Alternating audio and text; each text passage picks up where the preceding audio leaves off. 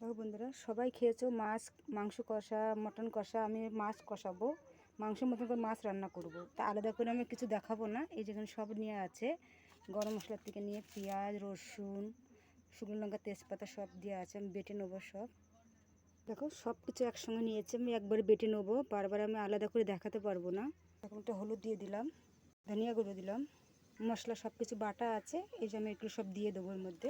কড়াই বসিয়ে দিয়েছি, একটু তেল দিয়ে দেবো, এর মধ্যে দেবো।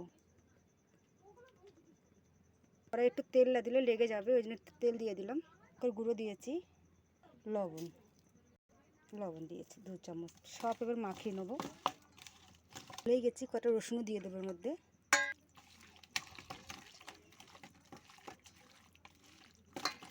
এই যে একটু জল দেবো, একটু সামান্য। তারপর তেল গরম হয়ে গেছে, এবার আমি দিয়ে দেবো। দেখো বন্ধুরা, এরকম করে নাড়ি নেবে, ব্যাস। আর কিছু করতে হবে না।